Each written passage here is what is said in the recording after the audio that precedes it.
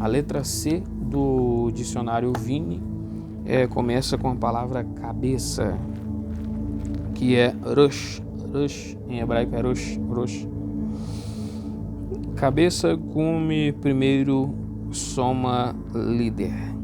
Os cognatos de Rosh, olha só, então cabeça, gume, primeiro, Rosh vai significar o primeiro, soma e líder. Os cognatos de Rosh aparecem no ugarítico, acadiano, fenício, aramaico, bíblico, árabe e etiópico. O substantivo Rosh, em sua forma alternativa, Resh, ocorrem por volta de 596 vezes no hebraico bíblico. Esta palavra representa cabeça, parte do corpo, Gênesis 40:20. O termo Rosh também é usado para aludir a uma cabeça decapitada, 2 Samuel 4:8, uma cabeça de animal, Gênesis 3:15, e uma cabeça de estátua, Daniel 2:32. Em Daniel 7:9, onde Deus é retratado em forma humana, sua cabeça está coroada com cabelos como a limpa lã, ou seja, brancos. Erguer a própria cabeça pode ser sinal de declaração de inocência. Se for ímpio, ai de mim, e se for justo, não levantarei a cabeça, cheio estou de ignomínia e olho para a minha miséria. Jó 10:15.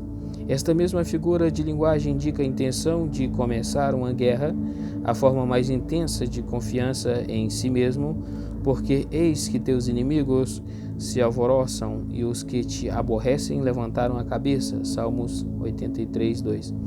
Com uma negação, esta expressão simboliza submissão a outro poder. Assim foram abatidos os midianitas diante dos filhos de Israel e nunca mais levantaram a sua cabeça. Juízes 8:28. Usando de modo transitivo, ou seja, levantar a cabeça de alguém, esta palavra conota restaurar alguém em posição prévia. Dentro ainda de 3 dias, Faraó levantará a tua cabeça e te restaurará ao teu estado. Gênesis 40:13. Também denota soltar alguém da prisão. Evil-Merodach, rei da Babilônia, levantou a cabeça. No ano em que reinou a Joaquim, rei de Judá, da casa da prisão. 2 Reis 25:27. Com o verbo levantar, Rosh significa a vitória e o poder de um rei empossado. Deus prosseguirá de cabeça erguida ou mostra o seu domínio. Salmo 110:7. Quando Deus ergue a cabeça de alguém, ele enche a pessoa de esperança e confiança. Mas tu, Senhor, és um escudo para mim, a minha glória e o que exalta a minha cabeça. Salmos 3:3. Há muitas acepções secundárias de Rosh. Primeiro, a palavra descreve cabelo da cabeça. E será que no 7º dia rapará todo o seu pelo, e a cabeça e a barba e as sobrancelhas dos teus olhos, e rapará todo o outro pelo. Levíticos 14:9. A palavra conota unidade e representa cada indivíduo em determinado grupo. Porventura não achariam e raspariam despojos, 1 ou 2 moças a cada homem? Juízes 5:30. Esta palavra é usada numericamente e significa o número total de pessoas ou indivíduos em um grupo. Tomai a soma de toda a congregação dos filhos de Israel, segundo as suas gerações, segundo a casa de seus pais, conforme o número dos nomes de todo varão, cabeça por cabeça. Números 1:2. O termo Rosh também enfatiza o indivíduo. E houve grande fome em Samaria, porque eis que a cercaram, até que se vendeu uma cabeça de um jumento por 80 peças de prata. 2 Reis 6:25. É na cabeça, sobre a própria pessoa, que as maldições e bênçãos caem. As bênçãos de teu pai excederão as bênçãos de meus pais. Elas estarão sobre a cabeça de José. Gênesis 49:26. Às vezes, Rosh significa líder, quer nomeado, eleito ou autonomeado. A palavra é usada para se referir aos pais tribais, que são os líderes de um grupo de pessoas. E escolheu Moisés homens capazes de todo Israel e os pôs por cabeça sobre o povo. Ezequiel 18:25. Os líderes militares também são chamados de cabeças. Estes são os nomes dos valentes que Davi teve: Josebe-Basebete, filho de Taquemone, o principal dos capitães. 2 Samuel 23:8. Em Números 1:16, os príncipes são chamados cabeças. Juízes 10:18. Esta palavra é usada para aludir aos que representam ou conduzem as pessoas em adoração. 2 Reis 25:18, primeiro sacerdote. Quando empregado para se referir às coisas, Rosh significa ponto ou começo. Com ênfase local, a palavra diz respeito ao cume ou ápice de uma montanha ou colina. Amanhã eu estarei no cume do outeiro, e a vara de Deus estará na minha mão. Êxodos 17:9. Em outro lugar, a palavra descreve a ponta mais alta de um objeto natural ou construído. Eia, edifiquemos nós uma cidade e uma torre cujo cume toque nos céus, e façamos-nos um nome. Gênesis 11:4. Em Gênesis 47:31, a palavra denota a cabeça da cama, ou onde colocamos a cabeça. Em 1 Reis 8:8, Rosh se refere às pontas dos varais. A palavra é usada para aludir ao lugar onde começa uma jornada. A cada canto do caminho edificante, o teu lugar alto. Ezequiel 16:25, Daniel 7:1, a suma das coisas. Este sentido de ponto de início aparece em Gênesis 2:10, primeira ocorrência. E saía um rio do Éden para regar o jardim, e dali se dividia e se tornava em 4 braços, a fonte de 4 rios. Esta acepção identifica que a coisa é colocada dentro de um espaço físico. Na frente de um grupo está na frente ou na cabeça. Deuteronômio 20:9 e 1 Reis 21:9. A cabeça das estrelas é uma estrela localizada no zênite do céu. Jó 22:12. A pedra angular, pedra cabeça, ocupa lugar de importância primária. É a pedra pela qual todas as outras são medidas. É a principal cabeça de esquina. Salmo 118:22. Esta palavra tem um sentido temporal e significa começo ou primeiro. O segundo sentido é visto em Êxodos 12:2. Este mesmo mês vos será o princípio dos meses. Em 1 Crônicas 16:7, a palavra descreve o primeiro em uma série completa de atos. Então, naquele mesmo dia, entregou Davi, em primeiro lugar, o salmo seguinte, para louvarem ao Senhor pelo ministério de Asaf e de seus irmãos. O termo Rosh também tem conotação estimativa. Tu, pois, toma para ti das principais, das melhores especiarias. Êxodos 30:23.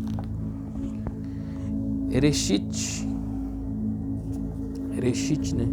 começo, primeiro, o mais escolhido. A palavra abstrata Ereshit corresponde ao sentido temporal e estimativo de Rosh. O termo Ereshit conota o começo de um período fixo de tempo. Os olhos do Senhor teu Deus estão sobre ela continuamente, desde o princípio até o fim do ano. Deuteronômio 11:12. O começo do período de vida é o que se quer dizer em Jó 42:12. E assim abençoou o Senhor o último estado de Jó mais do que o primeiro. Esta palavra representa um ponto de partida, como em Gênesis 1:1, primeira ocorrência. No princípio criou Deus os céus e a terra. Do ponto de vista estimativo, esta palavra significa o primeiro ou o mais escolhido. As primícias, os primeiros frutos da tua terra trarás à casa do Senhor teu Deus. Êxodos 23:19. Esta acepção de Reshit aparece no sentido comparativo e significa o mais escolhido ou o melhor. Daniel 11:41 exibe a acepção alguns, mas escaparão das suas mãos estes, Edom e Moabe, e as primícias dos filhos de Amon. Daniel 11:41. Usada substantivamente, a palavra significa primícias, primeiros frutos. Deles oferecereis ao Senhor por oferta das primícias, porém sobre o altar não subirão por cheiro suave. Levítico 2:12. As suas primícias que derem ao Senhor, as tenho dado a ti. Números 18:12. Às vezes esta palavra representa a primeira parte de uma oferta.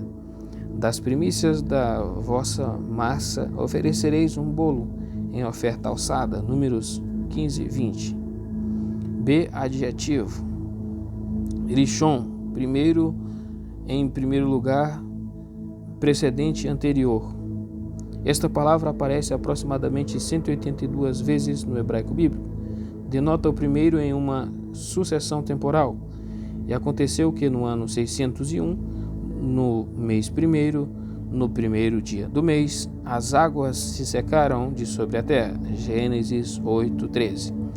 Em Esdras 9:2, Rishon é usado tanto no sentido de precedência de tempo quanto de liderança. Assim se misturou a semente santa com os povos destas terras, e até a mão dos príncipes e magistrados foi a primeira nesta transgressão. Um segundo significado deste adjetivo é precedente ou anterior, até ao lugar do altar que dantes ali tinha feito. Gênesis 13:4. Gênesis 33:2 usa esta palavra localmente. E pôs as servas e seus filhos na frente, e a Leia e a seus filhos atrás, porém a Raquel e José derradeiros. Os anteriores são os antepassados. Antes, por amor deles, me lembrarei do concerto com seus antepassados, que tirei da terra do Egito perante os olhos das nações. Levíticos 26:45. Mas, na maioria dos casos, este adjetivo tem ênfase temporal. Calamidade. Ed. Calamidade, desastre, que é o ed, né? Ed. Um possível cognato dessa palavra aparece no árabe. Suas 24 ocorrências bíblicas se dão em todos os períodos do hebraico bíblico. 12 vezes na literatura sapiencial e somente uma na literatura poética, nos Salmos. Esta palavra significa desastre ou calamidade, que ocorre com uma nação ou indivíduo. Quando usado em relação a uma nação, representa um evento político ou militar. Minha é a vingança e a recompensa, ao tempo em que resvalar o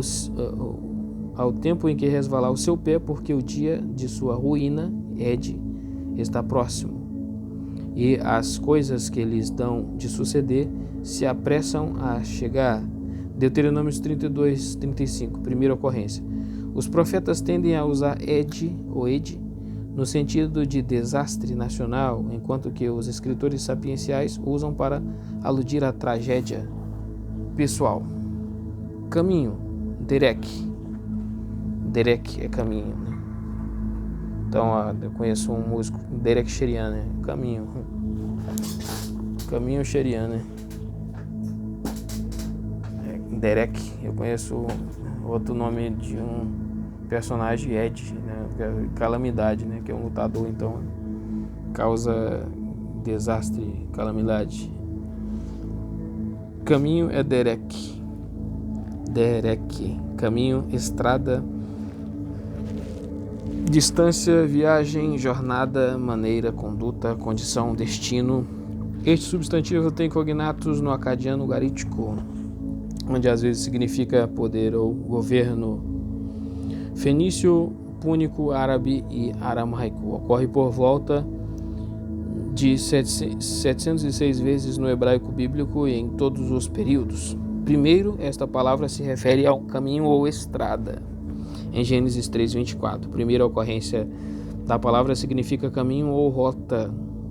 Por querubins ao oriente do jardim do Éden e uma espada inflamada que andava ao redor para guardar o caminho da árvore da vida. Às vezes, como em Gênesis 16:7, a palavra representa uma estrada principal, caminho ou rota. E o anjo do Senhor a achou junto a uma fonte de água no deserto. junto à fonte no caminho de Sur. A estrada em si é representada em Gênesis 38, 21, onde está a prostituta cultural que estava no caminho junto às duas fontes. Em Números 20, 17, a palavra significa estrada principal. Uma estrada famosa e muito usada. Iremos pela estrada real. Não nos desviaremos para a direita nem para a esquerda, até que passemos pelos teus termos. Segundo, este substantivo representa uma distância, um percurso ou em tempo entre dois pontos. E pôs 3 dias de caminho, uma distância de 3 dias entre si e Jacó, Gênesis 30, 36. Em outras passagens, Derek diz respeito à ação ou processo de fazer uma viagem ou jornada. E a seu pai enviou semelhantemente 10 jumentos carregados do melhor do Egito, e 10 jumentos carregados de trigo e pão e comida para seu pai para o caminho da viagem. Gênesis 45, 23. Em acepção estendida, Derek significa empreendimentos. Se desviares o teu pé do sábado, de fazer a tua vontade no meu santo dia, e se chamares ao sábado deleitoso e santo dia do Senhor, digno de honra, e se o honrares, não seguindo teus caminhos, nem pretendendo fazer a tua própria vontade. Isaías 58, 13. Conforme com Gênesis 24, 21, e o varão estava admirado de vê-la, calando-se, para saber se o Senhor havia prosperado a sua jornada ou não. Deuteronômio 28, 29.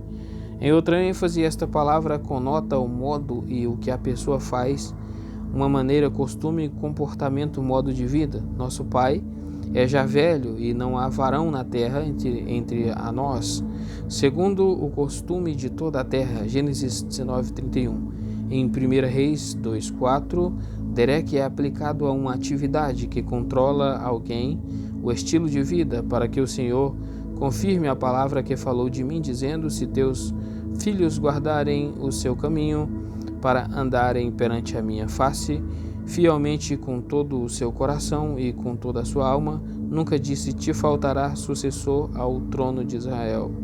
Em 1 Reis 16, 26, Derek é usado para descrever a atitude de Jeroboão. E andou em todos os caminhos de Jeroboão, filho de Nebate, como também nos seus pecados. Ações ou atos específicos são conotados por este substantivo. Eis que isso são apenas as orlas dos seus caminhos, e quão pouco é o que temos ouvido dele. Quem, pois, entenderia o trovão de seu poder? Jó 26, 14. O termo Derek se refere a uma condição no sentido do que aconteceu a alguém. Isso está claro pelo paralelismo de Isaías 40, 27. Porque, pois, dizes encoberto ao Senhor, e o meu juízo passa de largo, a justiça que me é devida passa pelo meu Deus. Em uma passagem, Derek significa o curso global e o caminho fixo da vida da pessoa ou o seu destino. Eu sei, ó Senhor, que não é do homem o seu caminho, nem do homem que caminha o dirigir os seus passos. Jeremias 10, 23. Finalmente, essa palavra parece trazer o significado do seu cognato ugarítico, poder ou poderio.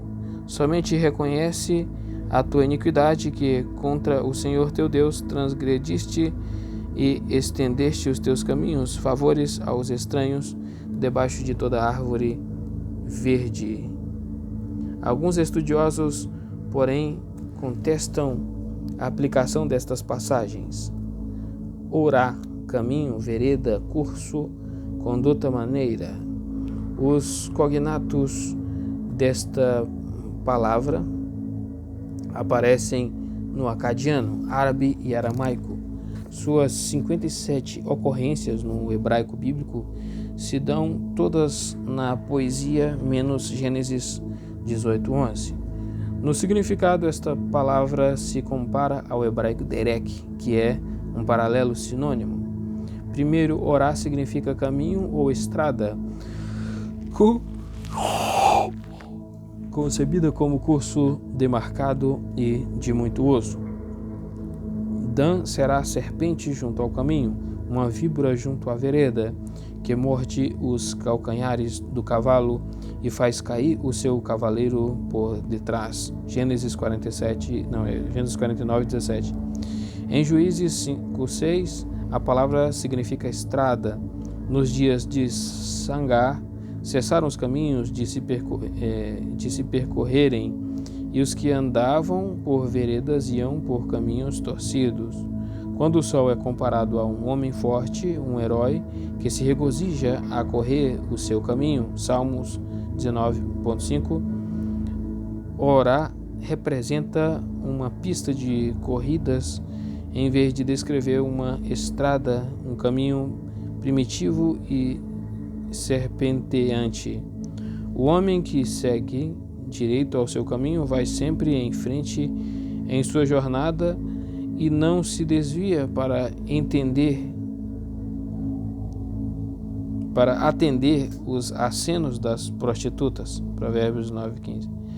Aqui a palavra representa o curso que a pessoa segue entre a partida e a chegada imaginada, em termos de unidades pequenas, quase passo a passo. No Salmos 8:8, a palavra retrata as correntes do oceano, as aves dos céus e os peixes do mar, e tudo o que passa pelas veredas dos mares. O substantivo orá significa o chão do caminho em que se anda. Ele persegue-os e passa em paz por uma vereda em que, com seus pés, nunca tinha caminhado. Isaías 41:3. Em Jó 30:12, a palavra parece descrever uma obstrução ou represa.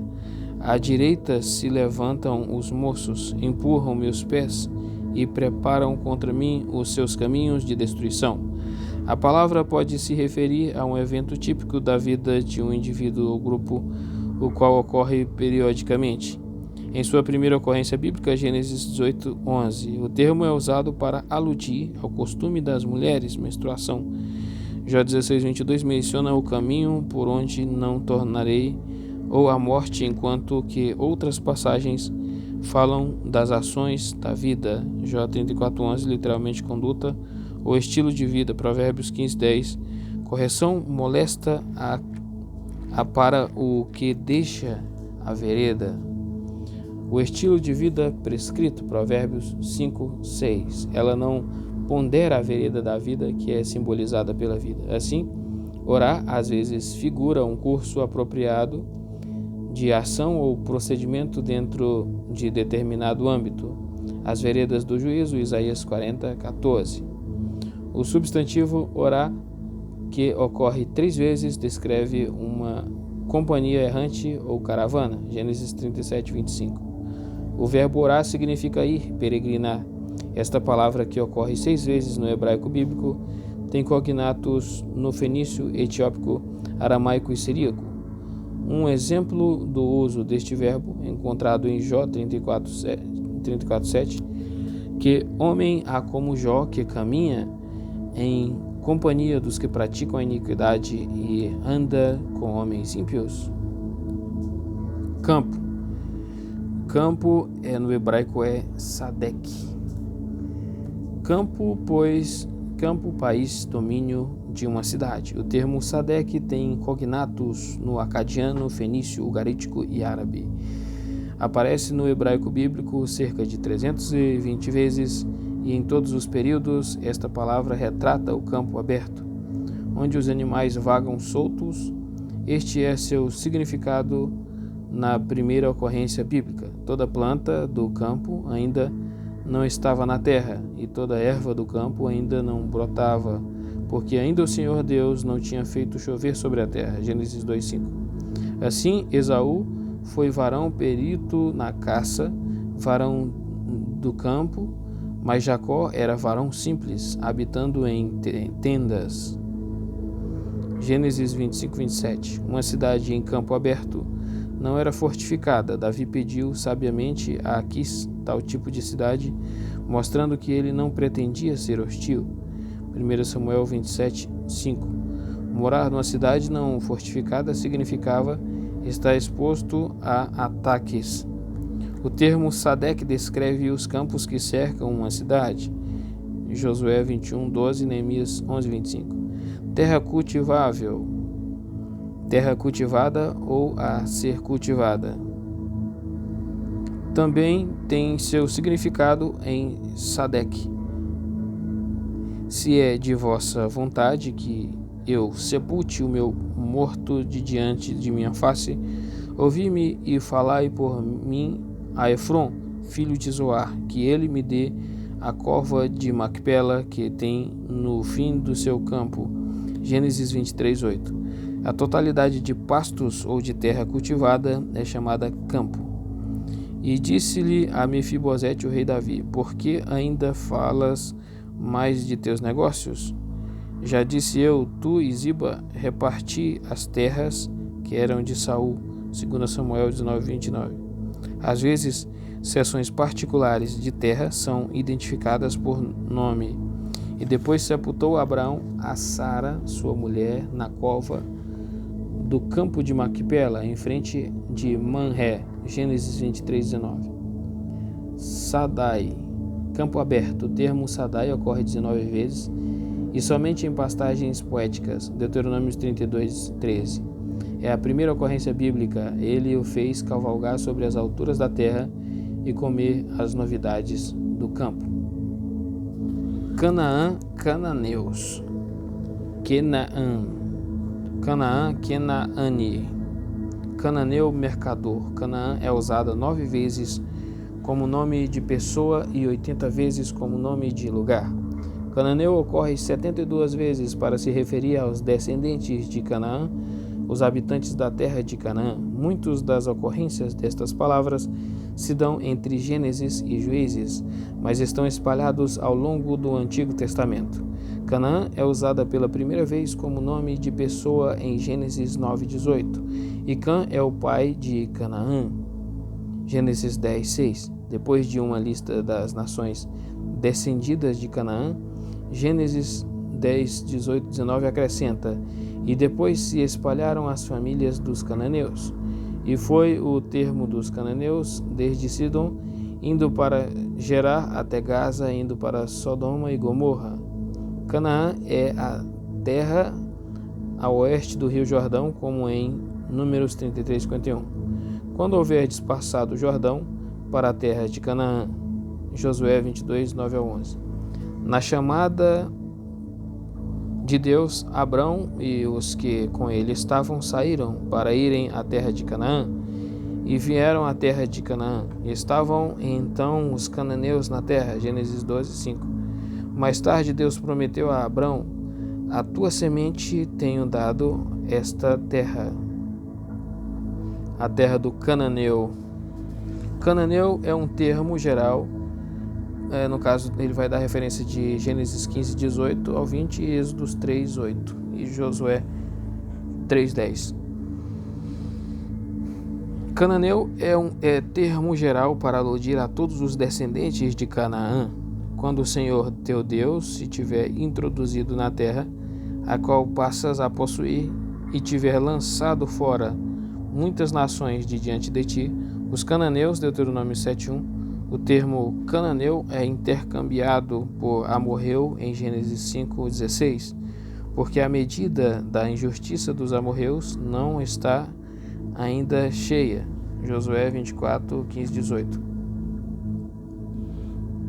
Cananeu também é usado no sentido específico de um dos povos de Canaã. Os cananeus habitam ao pé do mar e pela ribeira do Jordão. Números 3:29 e Josué 5:1 e 2 Samuel 24:7. Como esses povos eram mercadores, cananeu é símbolo de mercador em Provérbios 31:24 e Jó 41:6. E notavelmente, falando dos pecados de Israel, Oséias diz: é um mercador, tem balança enganadora em sua mão. Oséias 12:7 e Sofonias 1:11.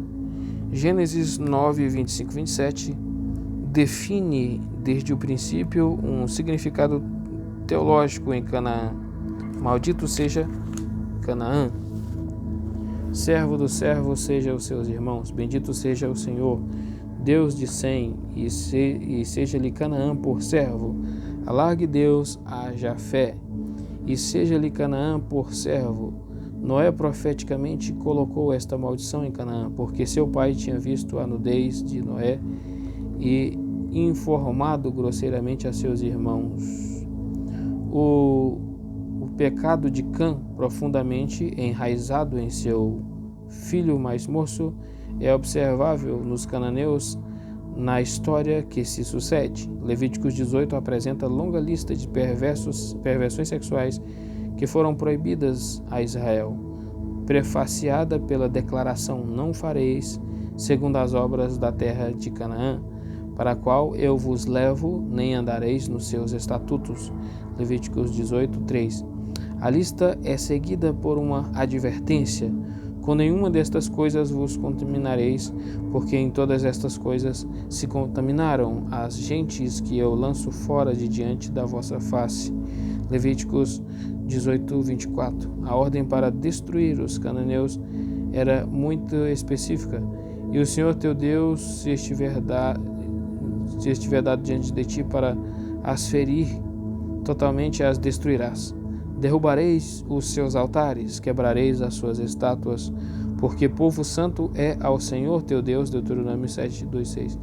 Mas com muita frequência a casa de Davi e Judá edificaram altos e estátuas e imagens do bosque, sobre todo o alto outeiro e debaixo de toda árvore verde. Havia também rapazes escandalosos na terra, fizeram conforme todas as abominações das nações que o Senhor tinha expulsado de diante dos filhos de Israel. 1 Reis 14, 23, 2 Reis 16, 3. As nações eram os cananeus. Assim, cananeus ficou sinônimo de perversões religiosas e morais de todo tipo. Este fato está refletido em Zacarias 14, 21. E não haverá mais cananeu na casa do Senhor dos Exércitos naquele dia. Não era permitido que um cananeu entrasse no tabernáculo ou templo, muito menos entraria na casa do Senhor do povo de Deus que praticasse as abominações dos cananeus. Esta profecia fala dos últimos dias e será cumprida na Nova Jerusalém, de acordo com Apocalipse 21, 27. E não entrará nela coisa alguma que contamine o cometa abominação e mentira, mas só os que estão inscritos no livro da vida do Cordeiro. Apocalipse 22, 15.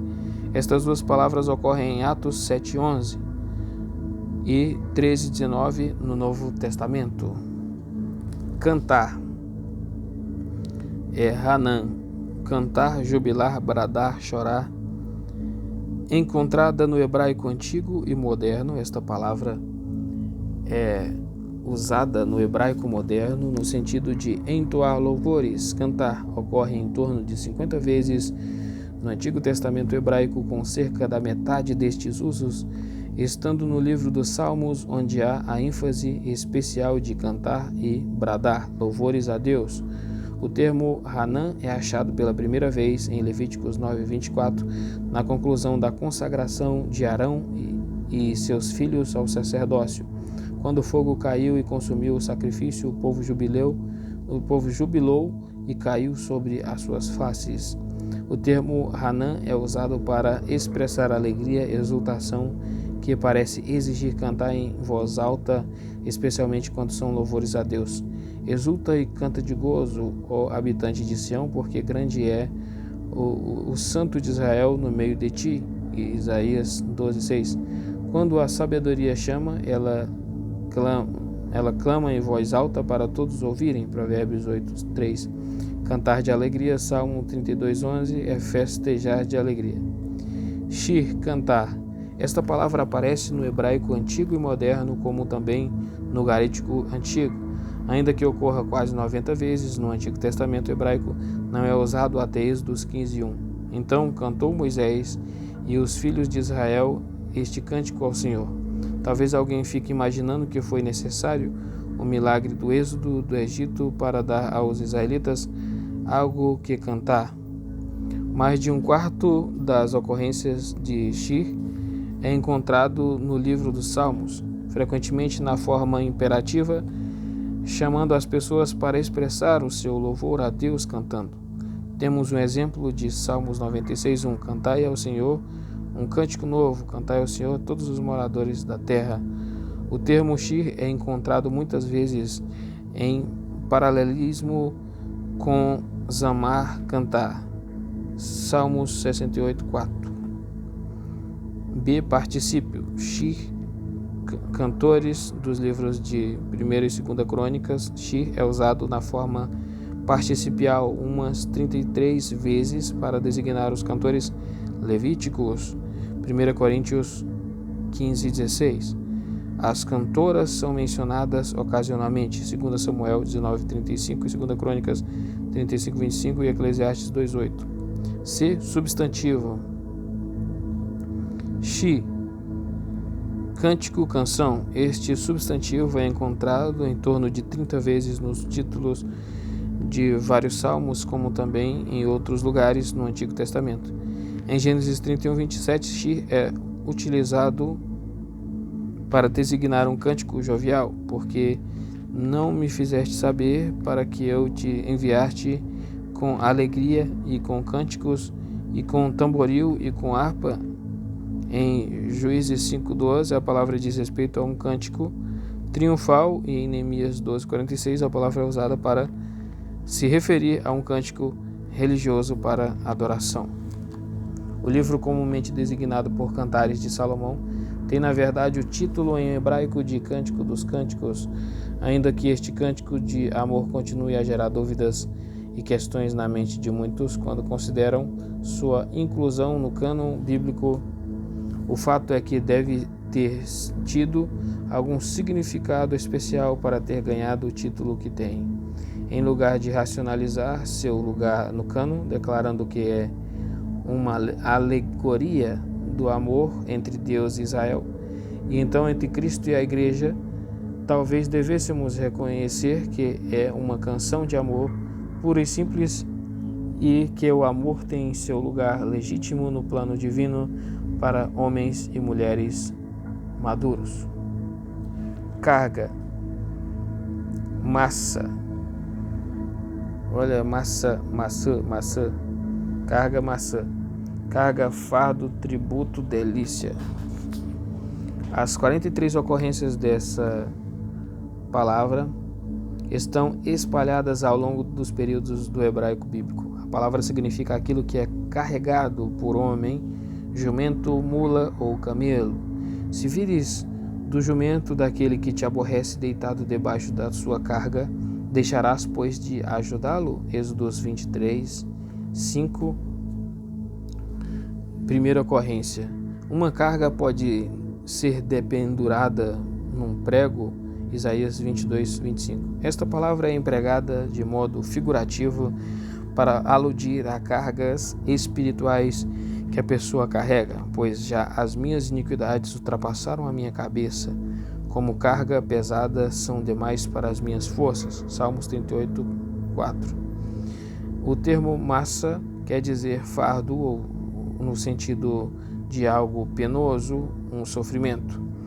Moisés perguntou a Deus: Por que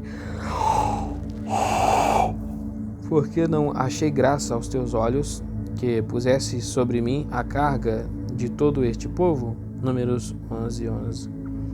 A palavra descreve uma vez aquilo que é levado a um senhor, um tributo, e alguns dentre os filisteus traziam presentes a Josafá com o dinheiro do tributo. 2 Crônicas 17:11. Em Êxodos 24:25, massa traz um significado singular. E quanto a ti, filho do homem, não sucederá que, no dia que eu lhes tirar a sua fortaleza, o gozo do seu ornamento, o desejo dos seus olhos, a saudade ou delícia da sua alma, e seus filhos e suas filhas. Massa, expressão vocal, declaração, oráculo.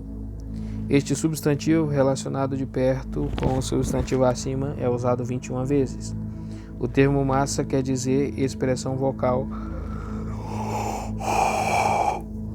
ou oráculo.